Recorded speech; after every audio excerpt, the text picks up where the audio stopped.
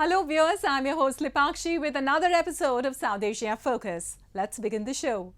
All hell broke loose in Pakistan as the former Prime Minister Imran Khan was picked by Pakistan Paramilitary Rangers from Islamabad High Court premises.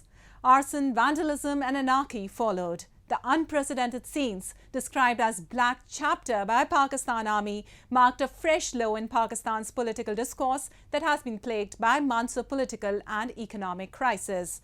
What led to this situation? Why a former Prime Minister is in line of fire? Why Pakistan's army is being blamed? Why almost every Pakistani Prime Minister meets a more or less similar fate? Join us as we try to find answers to these crucial questions.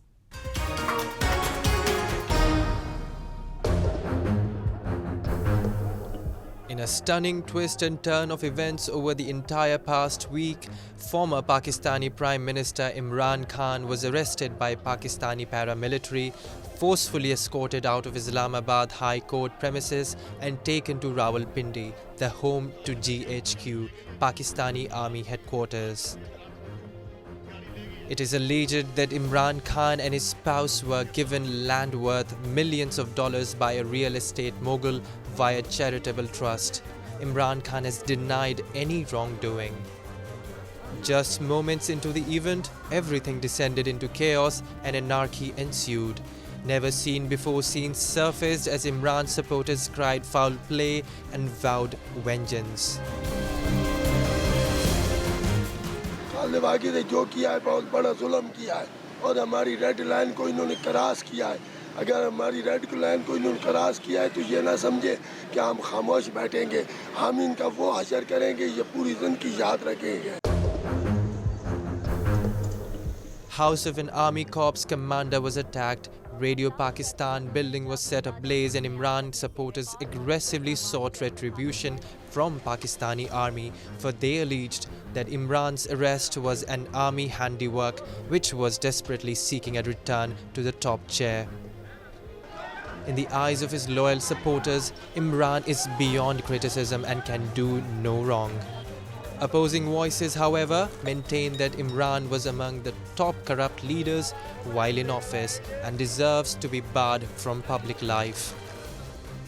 Prime Minister Shehbaz Sharif, whose alliance had ousted Khan from the Prime Minister's chair through a no-confidence vote, said he was not going to be soft on riots and would tackle the demonstrators with iron hand. आवाम को सड़कों और गाड़ियों में महसूर किया और उनकी ज़िंदगियों को ख़तरे में डाला, हत्ता कि एम्बुलेंस से मरीज़ों को निकाल कर उनकी गाड़ियों को आग लगा दी, निजी व सरकारी गाड़ियों को जलाया गया। कानून हाथ में लेने वाले शरपसंदों को आनी हाथों से निपटा जाएगा और आइन और कानून के मुताबिक उनको करार वाक़ई सज़ा मिलेगी। While Khan's arrest has led to an unprecedented level of unrest in the country, it is not the first or exclusive instance of a former Prime Minister being arrested in Pakistan.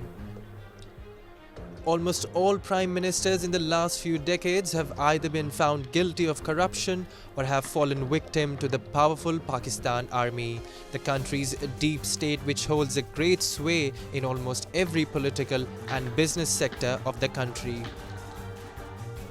From Zulfikar Ali Bhutto and his daughter, Benazir Bhutto, to Nawaz Sharif, Yusuf Raza Gilani, Raja Parvez Ashraf, Shahid Khaqan Abbasi were all imprisoned on one or the other charge. There are many who believe that Pakistan Army, whose intervention in the country's political affairs is no secret and which has previously staged several military coups, is conspiring one more. The claim cannot be ruled out, for Pakistan observers believe that the atmosphere is conducive for Pakistan Army to take over and justify. The army has ruled Pakistan directly for nearly 33 years in little over 75-year history of the country. It is also accused of undermining democratic institutions and manipulating political process to consolidate its own power in majority of the rest of the history. Imran's arrest and subsequent outbreak of the unrest coincides with the massive economic crisis the people of the country have been grappling with for the past several months. The country is yet to recover from the trail of destruction left by floods last year. Inflation is all-time high, forex reserves have depleted, and the number of countries that would assist it during a crisis is rapidly decreasing.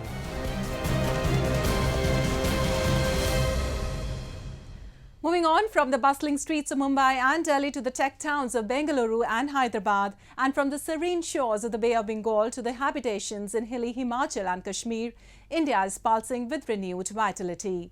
A new India under a committed Modi government is racing ahead with an unmatched pace of modernization. India's diplomatic ascendancy, economic transformation, swift infrastructural development, and embrace of innovation and technology have collectively positioned her as one of the leading nations globally. But how has India achieved this remarkable position? Is it a miraculous overnight achievement or a meticulously crafted, quintessential journey of success? What are the reasons responsible for the growing global optimism of India's future on all fronts? Is India set to reclaim her golden sparrow status? Join us as we take a deeper look at the policies and people behind India's rise as a global leader.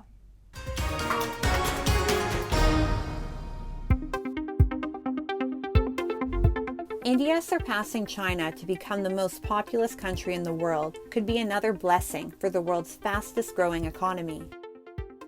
With a median age of just over 28 years and a working age population of over 900 million, India has the biggest workforce in the world.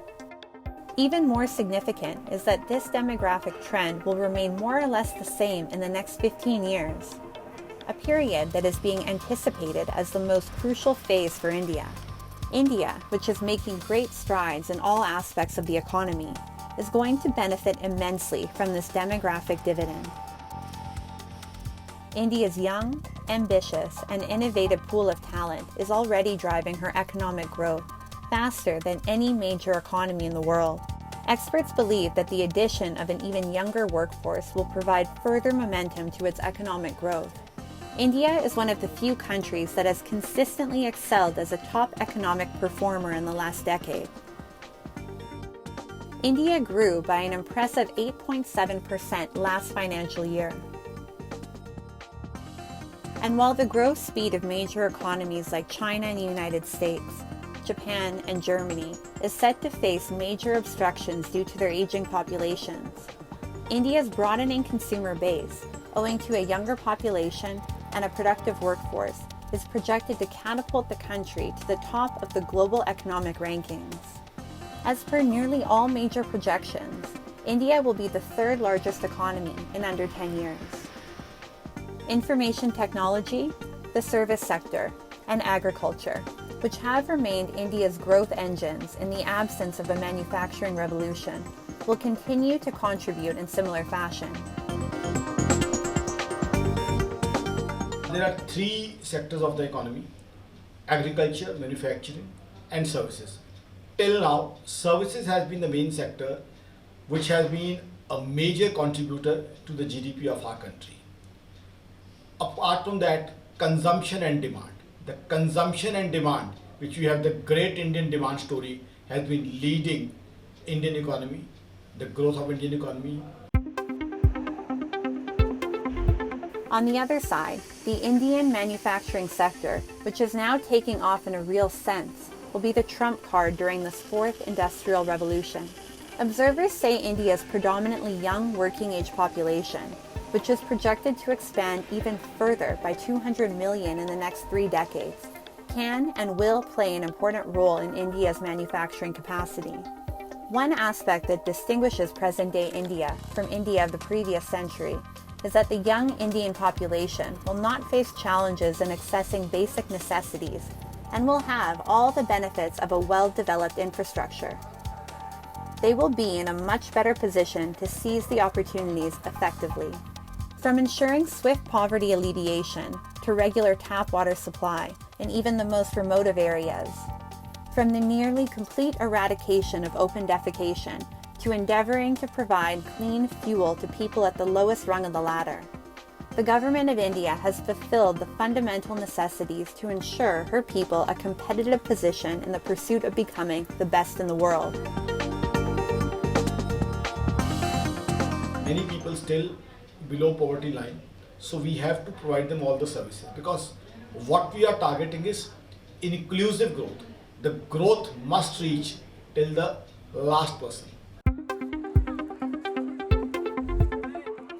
According to a jointly compiled report by the United Nations and Oxford University in 2022, which referred to Indian achievements toward poverty alleviation as historic change, as many as 415 million people emerged from multidimensional poverty in a 15-year period beginning in 2005 to 2006. A subsidy on LPG cylinders in rural areas has not just enhanced the quality of life of India's poorest citizens, but is also contributing to the country's sustainability goals and her net zero targets. 110 million rural households in India were receiving tap water by January of 2023, a significant rise since the government launched Mission Jal Jeevan in 2019 to provide all Indians with tap water. With fundamental aspects addressed, India has now been able to redistribute her attention. India is now investing in human capital and skill development. Today, India is in a position to harness the potential of her massive population. As per economic observers, a skilled, dynamic workforce can further accelerate the Indian growth velocity and help her achieve the target of a 40 trillion USD economy by 2047. Pioneering efforts in renewable energy usage, advancements in space exploration, and India's efforts in infrastructure and other sectors have already established the country as a formidable force to be reckoned with. Appreciation of her business-friendly decisions and policies has manifested itself in the form of rising foreign direct investments. Her pro-people policies have garnered praise and respect of countries the world over. And when it comes to exerting additional effort, the Indian spirit knows no bounds. India is well positioned to take a giant leap forward, and there is widespread confidence that this leap will indeed occur sooner than later. Moving on, as the island nation Sri Lanka makes all-out efforts to emerge from a protracted spell of economic crisis, the country is now taking crucial steps to ensure a sustainable and futuristic socio-economic model. The country's local transportation system is set to receive a fresh lease of green life, with Colombo taking the call of electrifying close to 500,000 tuk-tuks. The government says that it is committed to ensuring its people a healthy and prosperous life, and efforts at climate front are as important as any other.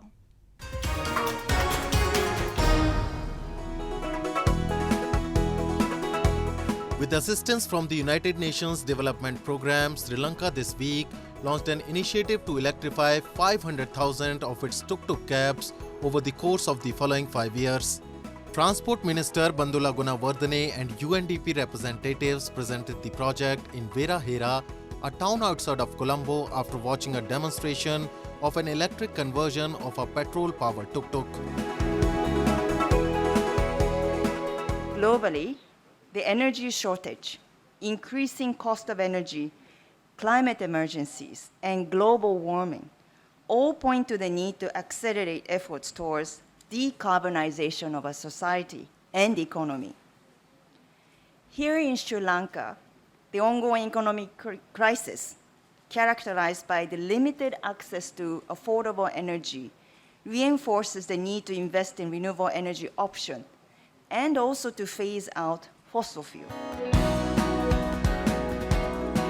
A switch to greener and cleaner vehicles would reduce Sri Lanka's dependence on fuel imports, which the island nation struggled for months to pay for when its reserves fell to record lows in April last year. The country is home to more than 1 million tuk-tuks that run on gasoline. The basic advantage of having an electric three-wheeler is basically it is mainly for the environment, that you are not actually emitting any harmful gases, as well as for your pocket, because you will be completely saved the fuel that you are burning, the petrol cost. You will be only charging the electric vehicle using the electricity, which is more cheaper than purchasing petrol. 200 petrol-powered tuk-tuks will be converted by the UNDP as part of the project, and the UN agency and the Sri Lankan government will work out plans for the remaining vehicles depending on the rollout's outcomes. On one charge, an electric tuk-tuk can cover between 80 to 100 kilometers.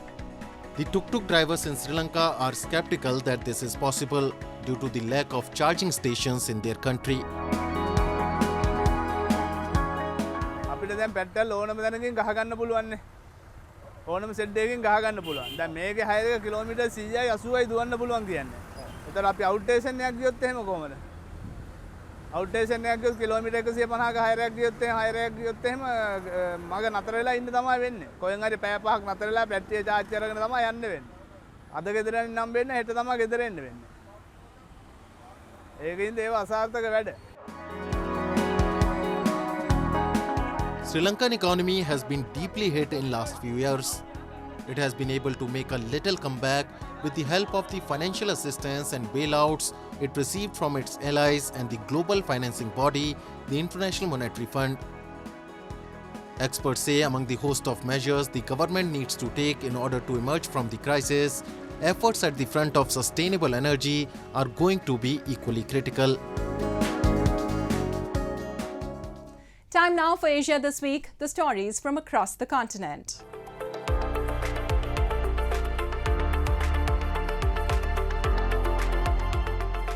Taiwan President Tsai Ing-wen said she hoped more women will join the Republic's reserve forces training so that the population will be able to defend their country. Tsai this week visited a reserve forces training camp in Taiwan, where the first batch of female reservists were allowed to voluntarily attend the training for the first time. 这次教招也以实兵实装的方式，让各位在防卫作战中处置各种战斗状况。我们的原则就是就地动员，就地作战，让每一位参加教招的人都有能力守护自己的家园。 Taiwan's government is currently reforming its reserve forces training to increase its length and adapt exercises to reflect potential war scenarios more realistically. This push comes amid a heightened sense of threat in Taiwan, which has closely watched the Ukraine crisis and been the target of increased military and verbal posturing by China in recent years.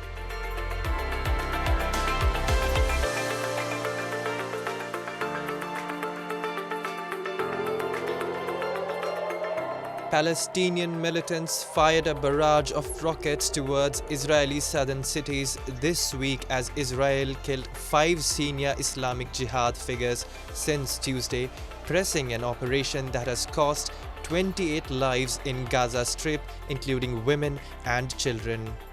Palestinian cross-border rocket salvos inflicted a first fatality in Israel on Thursday. Sirens sent residents to shelters in Israeli towns around Gaza as Iron Dome air defense interceptors were shooting down incoming rockets.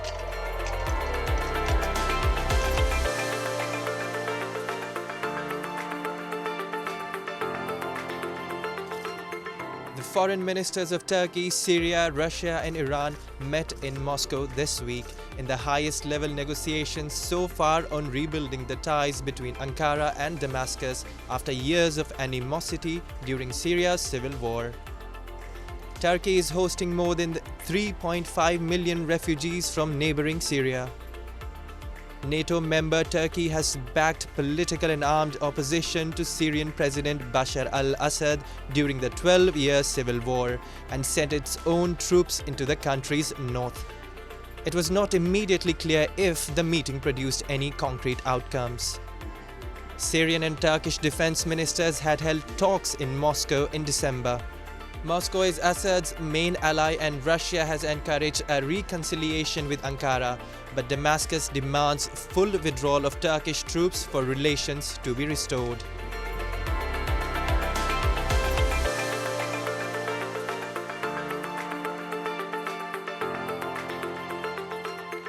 French President Emmanuel Macron welcomed the President of the United Arab Emirates, Sheikh Mohammed bin Zayed Al Nahyan, in Paris this week.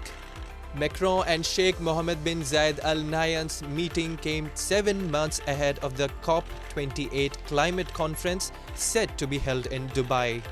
The UAE COP28 President-designate Sultan Al Jaber said this week that the oil and gas industry should phase out its methane emissions by 2030 and that investment in technology was needed to develop carbon alternatives.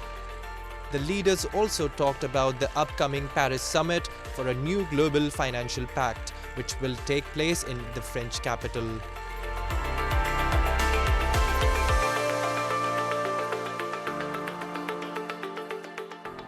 Well, Indian tribal festivals are both unique and vibrant. Home to a number of tribes, Jharkhand witnesses one or the other tribal festival on regular basis. One such festival is Manda Puja, which is celebrated in the honor of Lord Shiva and Goddess Parvati. The amalgamation of rituals and strong beliefs on divinity greatly enriches the culture of Jharkhand, and festivals like Manda reflects the devotion of the devotees. In Jharkhand's Ranchi, people celebrated Manda Puja, chanting the name of Shiva, the supreme god of Hinduism. The festival lasted for 11 days, in which devotees observed a strict fast. Women devotees performed Lota Seva, in which they placed a brass vessel filled with water on their heads and prayed for their husband, father or brother. People had arrived at Shiva temple in Ranchi from different parts of Jharkhand to participate in the puja. This festival is celebrated in the honor of Lord Shiva and Goddess Parvati. ये तो असीम आस्था का प्रतीक है। भगवान भोलेनाथ के प्रति हम लोग का असीम जो अगाध प्रेम है और माता सती का जो बलिदान है, उसके उपलक्ष्य में हम लोग भगवान शिव को मनाने का प्रयास करते हैं और अपने लोटन सेवा हो गया, धुआंसी हो गया, फुलखुंदी हो गया, ये विभिन्न कार्यक्रम होते हैं जिसको हम लोग पार करके भगवान शिव को बताते हैं कि हम लोग आपके लिए समर्पित हैं ईश्वर। The men performed Fulkunka ritual in which they walked barefoot on a bed of coals.